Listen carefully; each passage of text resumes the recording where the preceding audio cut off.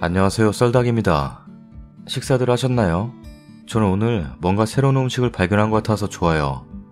이건 허파 볶음인데요. 허파, 호불호는 갈리겠지만 저는 너무 맛있게 먹었어요. 한 잔 땡기는 거 겨우 참았네요. 허파만 따로 팔길래 사서 해봤는데 맛있었어요. 그리고 콩나물국. 콩나물국 정말 가성비가 좋네요. 콩나물국 짱! 안녕하세요. 글재주가 없어서 본론으로 바로 들어갈게요. 28살 동갑내기 남자친구가 끔찍했던 사중 추돌 사고로 인해 하반신 마비 판정을 받았습니다. 2년 4개월 연애를 했고 결혼을 생각하고 있었는데 그런 남자가 평생 휠체어 신세를 지게 되었습니다. 이게 무슨 마른 하늘의 날벼락인지 지금도 눈물이 나네요. 벌써 4달이 다 되어가요. 전 매일 퇴근하고 남자친구 집으로 갑니다. 가서 바람도 쐬어주고 저녁도 먹고, 근데 이게 하루 이틀, 한 달, 2달이 지나니 너무 힘이 드네요. 남자친구도 저를 예전처럼 대해주지 않습니다. 아니, 못 대해준다는 말이 맞겠네요. 그렇지만 이 남자 여전히 저를 사랑하고 있다는 것을 저는 알아요. 처음 사고 소식을 접하고 난 뒤 저는 언제나 남자친구 곁을 지킬 수 있을 거라고 확신했어요. 근데 시간이 지나니 그게 아닌 것 같습니다. 하반신 마비, 너무나 장애가 많습니다. 혼자서는 어디 다니지도 못하고 이제 저랑 평범한 데이트는 할 수 없죠. 결혼? 생각 안 해본 것도 아닙니다. 휠체어 끌고 입장하는 모습, 사람들이 동정의 눈길로 바라볼 그 모습만 생각하면 속이 더부룩해져서 정말 불편해집니다. 남자친구 너무 많이 사랑합니다. 처음 만난 순간부터 사랑했고 단 한 번도 사랑하지 않은 적 없었다고 당당히 말할 수 있습니다. 하지만 평생을 사랑할 수는 없을 것 같습니다. 저희 가족들, 친구들, 이러면 안 되지만 헤어지라고 합니다. 평생 수발들 순 없다면서요. 제 고생길이 눈에 보인다고. 남자친구 부모님들요, 제게 미안하다고 고맙다고 뵐 때마다 우십니다. 헤어져야 할까요? 저 아니면 곁에 아무도 없을 그 사람인데 그런 몸으로 다른 여자를 쉽게 사랑할 수도 없을 텐데. 하지만 남은 평생 전 그 사람 앞에서 살아갈 자신이 없습니다. 잠자리도 가질 수 없고요. 절 못된 년, 나쁜 년이라 욕해도 좋습니다. 여러분들의 생각이 듣고 싶어요. 두서도 없는 글 읽어주셔서 감사합니다. 댓글입니다. 냉정하게 말해서 그런 상황에서 결혼을 감행하는 사람이 박수받을 일이지 포기하는 사람이 욕먹을 일은 아닙니다. 이건 남자가 놔줘야 한다 싶네요. 제 친구도 사고로 다친 약혼자와 결혼을 했어요. 다 말렸지만 사랑하니까 택한 거죠. 하반신 마비에 성기능까지 상실된 상태였는데 재활치료는 못해요. 어쨌든 행복하라고 박수 쳐주고 보냈는데 2년 정도 있다가 소식을 들으니 도망치듯 이혼했다 하더라고요. 남자분의 신체 부자유가 원인이 되어 의처증, 자격지심이 장난이 아니었어요. 처음에는 싸우는 걸로 시작했지만 정말 무서웠대요. 속옷 확인은 물론이고 업무 전화도 못 받고 친정에도 못 가요. 같이 나가자 해도 남들 시선이 있으니 안 나가고 방에 틀어박히는 거예요. 감옥같이 갇혀 살아서 걔네 엄마가 이상해서 찾아갔더니 얼굴이 말이 아니더래요. 겨우 꺼내와서 이혼시키고, 그 이유도 우울증 치료. 물론 모든 장애를 가진 분들이 이렇다는 게 아니에요. 이런 경우도 있다는 거예요. 좀 많이 슬펐어요. 친구는 누구보다 남편을 사랑했었는데 사랑만으로도 안 되는 것도 있구나 하는 걸 그때 처음 알았어요. 저 예전 직장 동료 언니도 이하고 비슷한 경우였는데 그 언니는 신혼여행 가서 사고 났는데 남편 되시는 분이 하반신 마비에 성기능 상실이 돼가지고 혼인신고서 쓰기 전이라 그분이 놔준다고 했는데도 사랑하니까 도장 찍고 그렇게 살았는데 정말 그 성적인 것 때문에 너무 힘들어했어요. 언니는 정말 아닌데 그 남편분이 맨날 의심하시고 진짜 너무 힘들어서 죽고 싶다고 울면서 이렇게 살기 싫다고 그랬는데 말 잘했다고 같이 죽자고.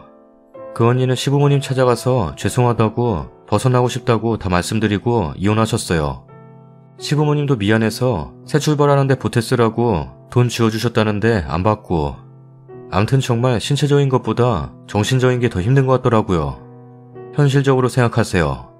남자분이나 글쓴이의 집이 부유한 편이라 남자 간호사나 물리치료사 등을 채용할 수 있는 환경이 아니라면 헤어지세요. 아무도 글쓴이 욕 안 합니다.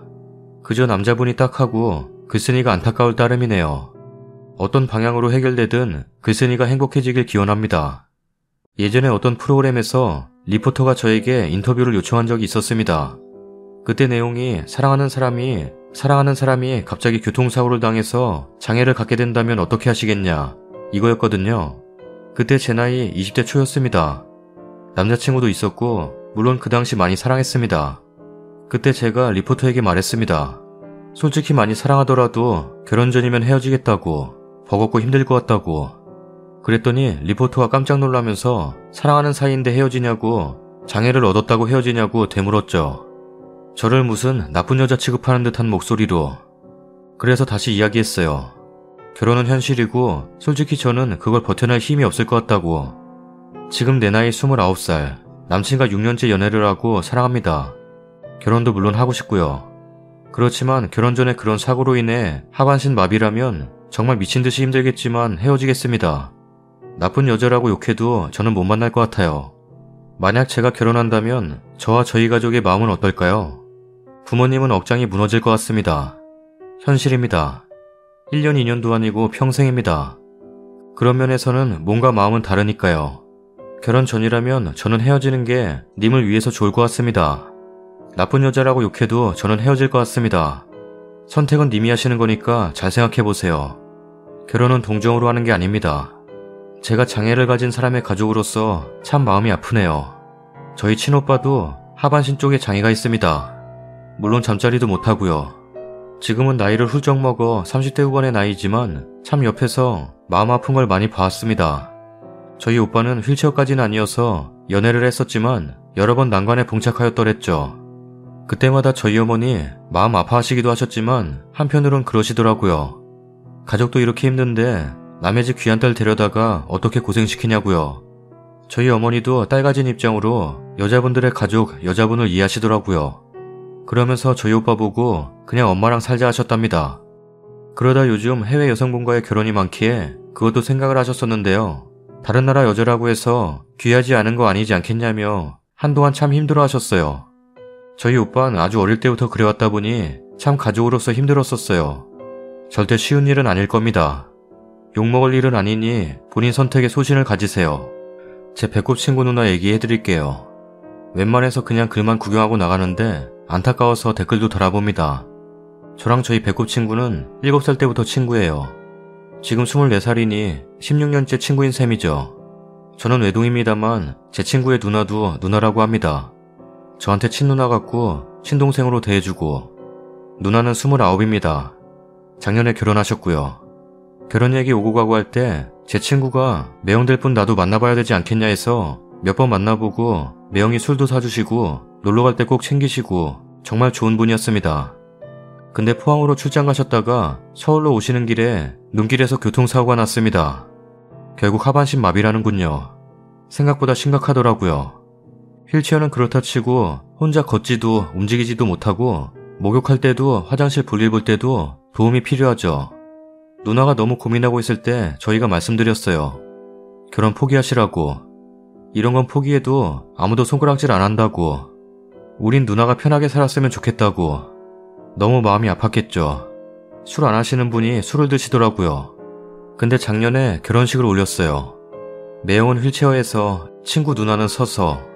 모든 게 완벽하게 결혼하면 무엇이 소중한지 모르는 것 같아요. 별거 아닌 걸로 싸우게 되고 감정 상하고 가족이 가족 같지 않게 느껴질 때도 많은데 이미 무언가 하나를 잃은 상태에서 결혼한 두 분은 서로의 소중함을 그 누구보다 잘 알고 있습니다. 더욱 절실하게 느끼고 그로 인해 서로에게 더욱 잘하는 것 같아요.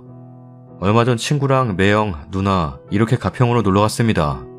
매형하고 누나하고 깔깔 웃으면서 김밥 먹고 사진 찍고 누나가 알밤 때리고 도망가고 잡으려면 잡아보던가. 짓궂은 농담도 하면서 재미있게 지내는 것 보니 저랑 친구가 누나한테 포기하라고 했던 말 자체가 부끄러워졌습니다. 누나는 용기 있게 도전하였고 그 누구보다 행복하게 살고 있습니다. 어딜 가도 함께 가고 누나 일 끝나고 들어올 때 용하게 또 혼자 밖에 나와서 마중 나와 있습니다. 매형은 온라인 사업 원래 하시던 일이 있어서 집에서 충분히 가능하고 수입이 많지는 않지만 너무 행복하게 사는 두 분 보면 항상 가슴이 아려옵니다. 결혼을 완벽한 조건에서 하건 최악의 상황에서 하건 행복의 축은 그게 아닌 듯 합니다. 재벌들 결혼해도 이혼하고 양육권 뺏기고 왜 그러겠어요.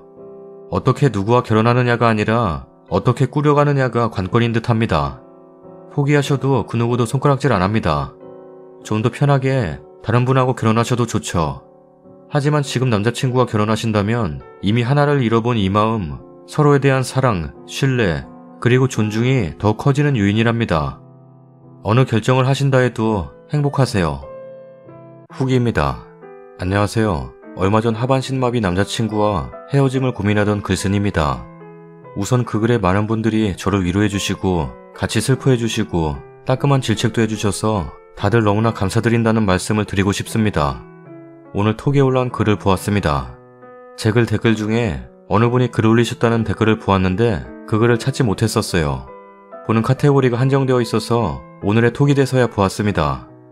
저녁에 집에 와서 글 보고 한참 울다가 정신 좀 차리고 이제 글을 씁니다. 지금도 훌쩍훌쩍하네요. 반면에 저는 부끄럽지만 헤어지려고 마음을 먹었습니다. 정말 대단하신 것 같아요. 비슷한 일을 겪은 사람으로서 정말 대단하다라는 생각밖에 안 듭니다. 많은 분들이 응원하시더라고요. 저도 마음으로 응원하겠습니다. 우습겠지만요. 저는 헤어지는 준비를 하고 있어요. 참 나쁘죠? 원래 주말은 빠짐없이 남자친구 집에 갔었는데 저번 주 주말은 가지 않았어요. 믿으실진 모르겠지만 4개월 만에 처음이었어요. 주말에 남자친구 만나지 않은 것이요. 주말에 일 있으면 그 일을 끝내고 5분이든 10분이든 항상 봤었습니다. 남자친구한테 친구들 만나고 가족들이랑 바람 쐬러 간다고 했어요. 남자친구 목소리 좋지 않고 조금 섭섭해한다는 거 느꼈는데 정말 마음 독하게 먹고 주말은 혼자 보냈네요. 오늘은 같이 저녁만 먹었고요. 이렇게 매일 가던 거 줄여보려고요. 이제 저 없이도 남자친구가 저녁을 보내게 하려고요. 진짜 나쁘죠. 정말 너무 미안하고 마음이 아파요. 미안하다는 말밖에 할 말이 없네요. 엄마한테 댓글 이야기를 했어요. 저희 어머니 우시면서 말씀하시더라고요. 그래, 그 여자분은 대단하네. 응원할 만한 일인데 너는 아니야. 너는 엄마한테 세상에 하나밖에 없는 존재인데 엄마는 네가 평생 힘들어하는 모습 볼 자신이 없어. 효도 안 해도 좋으니까 불효는 하지 마. 지금은 사랑으로 시작하지만 끝은 아무도 알 수 없는 거야. 사람 감정을 믿지 마. 지금 방구도 일 못하고 있는데 어떻게 살아갈 거냐? 현실은 다르다. 방구한테 너무 미안하고 너도 죄인이 되겠지만 제발 포기하면 안 되겠냐? 라고 우시면서 말씀하시는데 죄송한 마음만 들더군요. 몇몇 분들께서 제 사랑이 딱 거기까지다 라고 말씀하셨는데 그 말도 틀리진 않아요. 그렇지만 그렇게 매도하지 말아주세요. 사랑하지만 남은 몇십 년을 사랑만으론 살 수 없을 것 같아서 현실은 그래서 나중에 사랑조차 없어질까봐 현실에 부딪혀서 미움만 남게 될까봐 내가 나중에 오히려 남자친구를 원망할 날이 올까봐 그게 더 상처되기 전에 그만하려는 거니까요. 아파하는 남자친구 보면 심장이 찢어질 것 같은데 미안하고 불쌍해서 미칠 것만 같은데 시간이 지나면 서로가 더 힘들 것 같아서 변명이겠지만 그래서 그만하려는 거예요. 그러니까 부디 사랑이라는 것에 대해서 사랑이 어디까지니 이런 말씀은 자제해주세요. 이게 마지막 글이 될 것 같네요. 읽어주셔서 너무너무 감사드립니다. 항상 좋은 일들만 있으시길 바랄게요. 그리고 여러분 항상 행복하세요. 댓글입니다. 그 남자친구 입장이에요. 저번 글 보고 댓글 달고 싶었지만 참았는데요. 제가 그 남자라면 글 쓰신 분 안 잡고 놓아줍니다. 제가 그 입장이라 더 알겠어요. 이런 상황에서 사랑하는 사람 잡는 게 이기적이라는 것을요. 생계는 어떻게 하시려고요? 장애라는 게 단순히 걷지 못하는 것만을 의미하지는 않아요. 그로 인해서 장기도 약해지고 면역력도 떨어지고 수명도 줄어듭니다. 경우에 따라서는 평생 약도 먹어야 하고 그러려면 계속 병원에서 처방전도 받아야 하고 그 외에도 휠체어를 포함해서 부대 비용도 만만치 않아요. 국가 보조는 거의 없다고 보시는 게 맞을 거예요. 남자분 집안에서 생활비며 다 대주실 형편이 아니면 결국 글 쓰신 분이 다 감당하셔야 해요. 하루하루 사는 게 그냥 전쟁이에요. 그런 삶에 사랑하는 사람 붙들어 놓는 거 저는 이기적이라고 생각해요. 저도 그 상황에서 사랑했던 사람 놓아주었어요. 사정 모르는 사람은 글 쓰신 분 사랑이 거기까지라고 말하는데요. 그렇게 따지면 그 남자분 사랑도 거기까지인 거예요. 나을 기약 없는 자기 옆에 사랑하는 사람 붙들어 두는 건 뭐 그리 대단한 사랑이라고요. 그분이 글 쓰신 분을 위해 해줄 수 있는 게 뭐가 있겠어요. 결국 그분 수발 들고 생계 꾸려야 하는 건 글 쓰신 분인데요. 저랑 같은 처지인 남자분도 안타깝긴 하지만 어쩌겠어요. 그것도 운명인 것을요. 냉정한 말이지만 결국 그 아픔도 스스로가 감당할 수밖에 없어요. 솔직히 난 그분이 글 쓴 거 보고 좀 기분이 안 좋더라. 꼭 이분 글을 읽고서 그 타이밍에 그 글을 써야 했나 싶던데.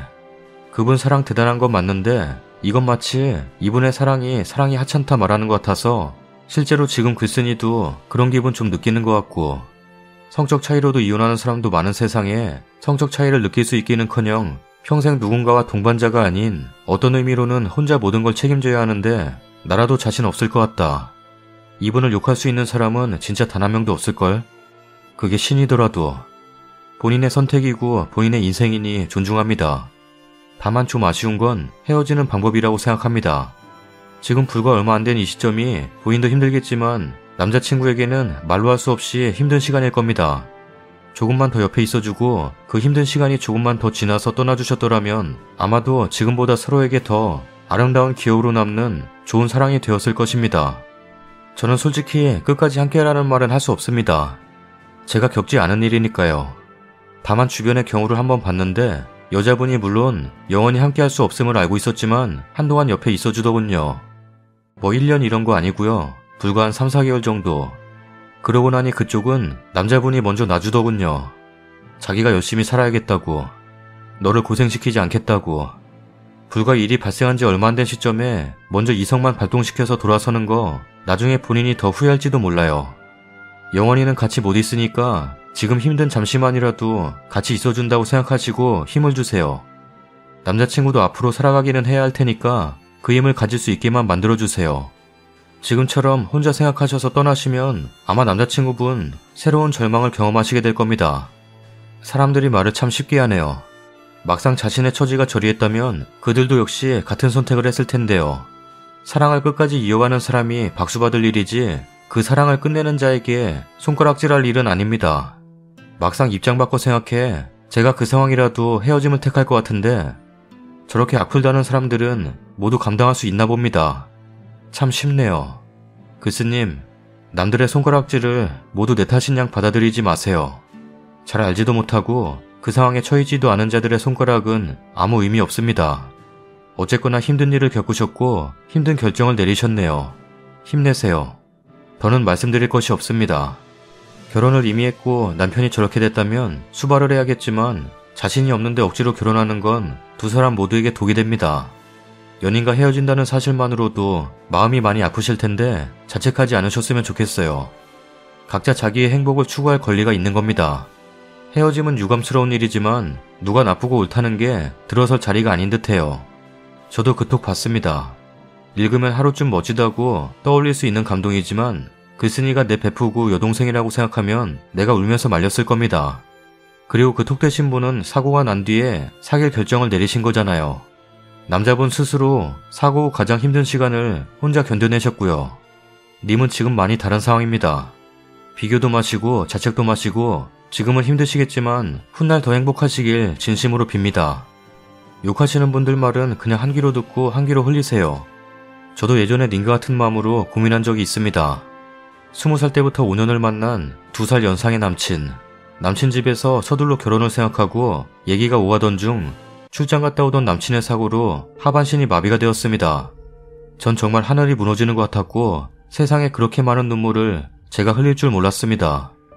사고 당일 남자친구 부모님들은 제가 보기를 원하지 않으셨고 하루 종일 병원 문 앞에 서성이다 겨우 중환자실 올라가는 것만 봤었네요. 그때부터 쭉 병원에서 자고 먹으며 하루에 2번 있는 면에 쪼개고 쪼개서 10분이라도 보고 그렇게 지내다 조금씩 안정되어 병실로 옮겨지고 나서는 주말마다 1년을 제가 병간호했네요. 그거 안 해본 사람들은 모릅니다. 잘 때는 몇 시간 단위로 몸 돌려줘야 되며 욕창 안 생기게 몸을 자꾸 돌려주고 주물러주고 해야 되고 제가 간호하던 날 잘못되어 흉이라도 하나 지는 날에는 저 어머님께 욕먹고 한 소리 듣고 이 상황 안 겪어본 사람들은 그 심정 모릅니다. 남친의 부모님 헤어진 이유 중에 가장 큰 이유였죠. 주말에 병간호 안 가는 날은 왜 안 오냐 전화하시고 당연히 제가 꼭 해야 된다고 생각하셨습니다. 더군다나 저희 부모님 첫 병문안 처음 보시는 자리였고 가시고 난 후 저희 부모님 욕을 대놓고 하셨네요. 화장이 진하다는 이유만으로 대놓고. 저희 어머니 아직 젊으시고 화장 잘하십니다. 남친의 어머님 농사 지으시던 분이라 화장 같은 건 1년에 특별한 일이 아니고서야 안 하셨습니다. 제가 감기 걸린 날은 오히려 남친한테 울물까 왜 왔냐며 혼내시고, 밥 먹고 양치라도 바로 안 하는 날은 냄새난다며 구박하시고, 제가 왜 그렇게까지 했는지 지금도 모르겠네요. 저도 결혼 결심했었습니다. 그 상황에서도 저희 어머니 남친 정말 좋아했었고 사진 보며 사고 이후 몇 날 며칠을 우셨습니다. 근데 사랑만으로 결혼하기 힘듭니다. 저는 이런저런 상황이 안 맞았지만 어쨌든 헤어진 그 시점이 조금 힘들긴 했어도 시간이 지나고 남들이 욕할지 몰라도 헤어지길 권해드립니다. 시간이 약이란 말 정말 맞더군요. 이기적일 수 있겠지만 서서히 보는 시간을 줄이시고요. 마음 단단히 먹으세요. 시간이 약입니다.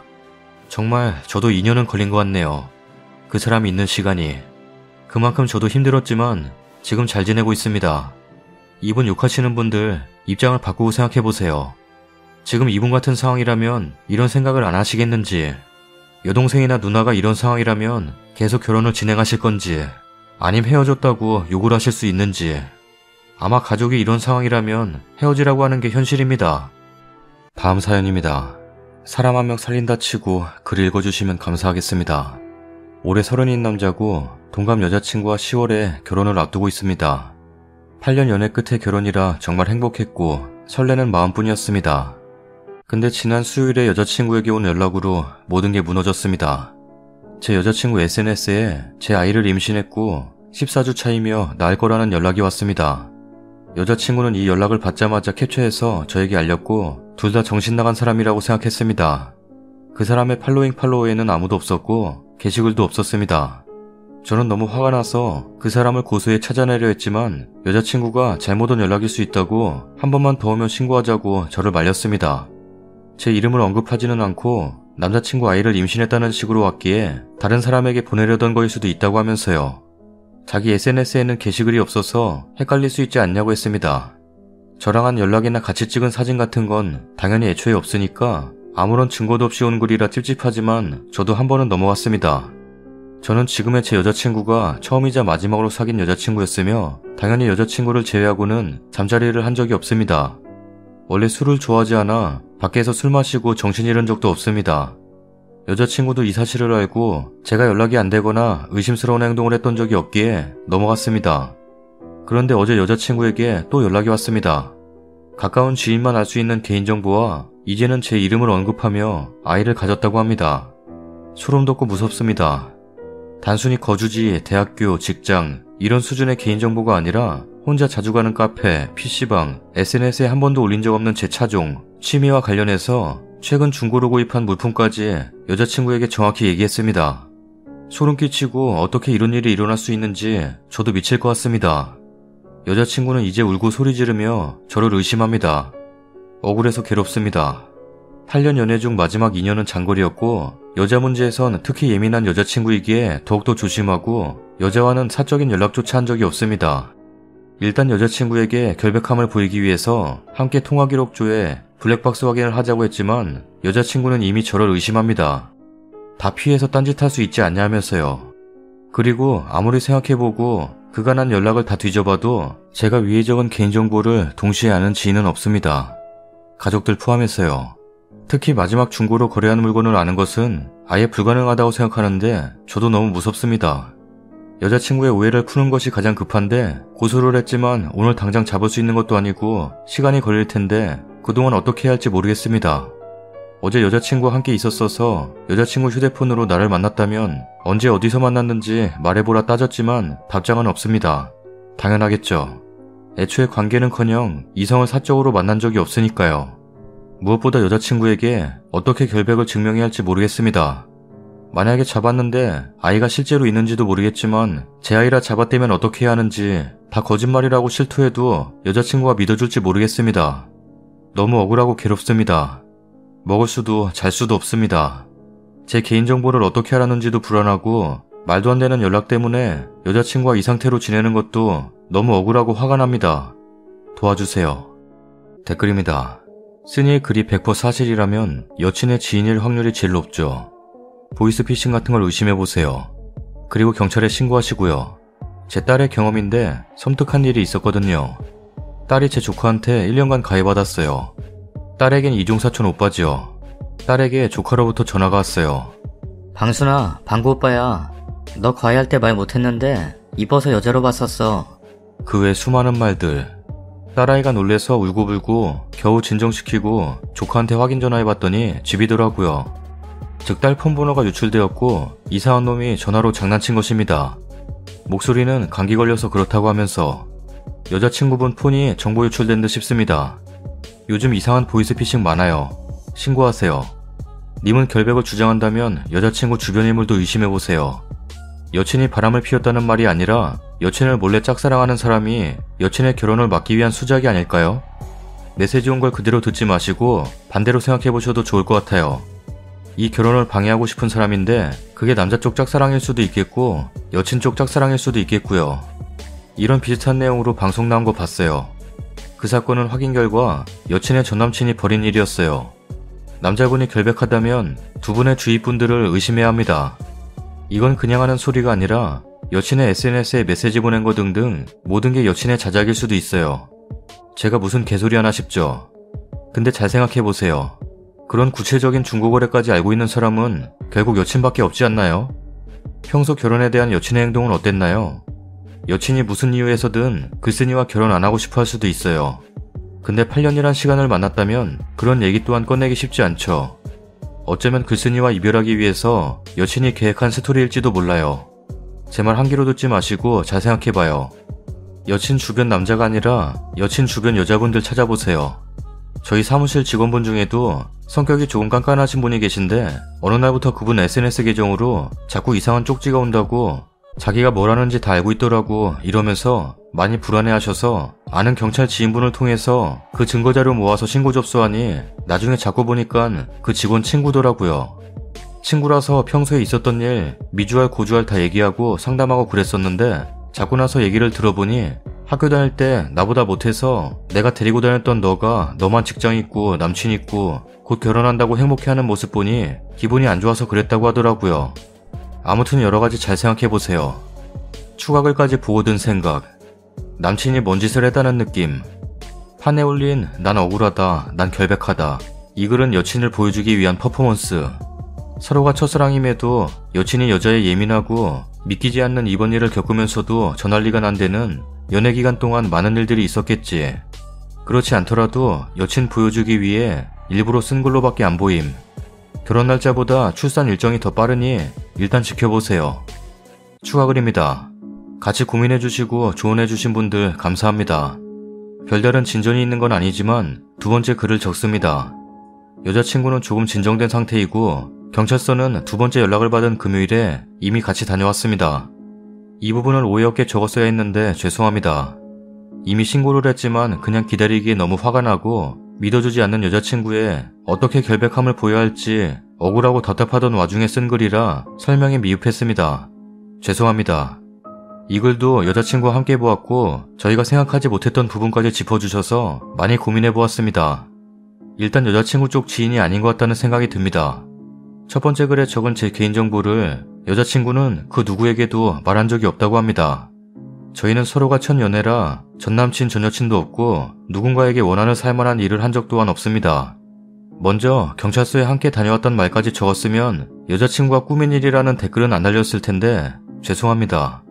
시간은 흐르고 저희는 속만 태우고 있습니다. 최악의 상황은 못 잡는 건데 그렇지 않기를 바라고 있네요.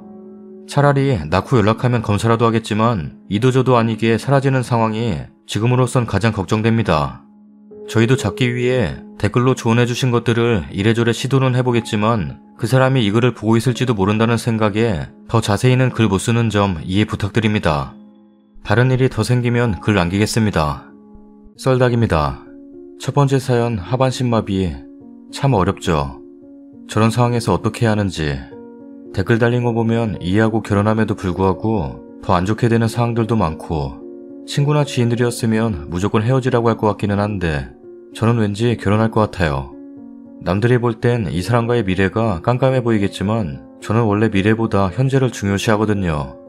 불편한 몸 때문에 이 사람과 같이 할 수 있는 건 10분의 1, 100분의 1로 줄어들겠지만 몸이 불편해졌다고 이 사람이 아닌 건 아니잖아요.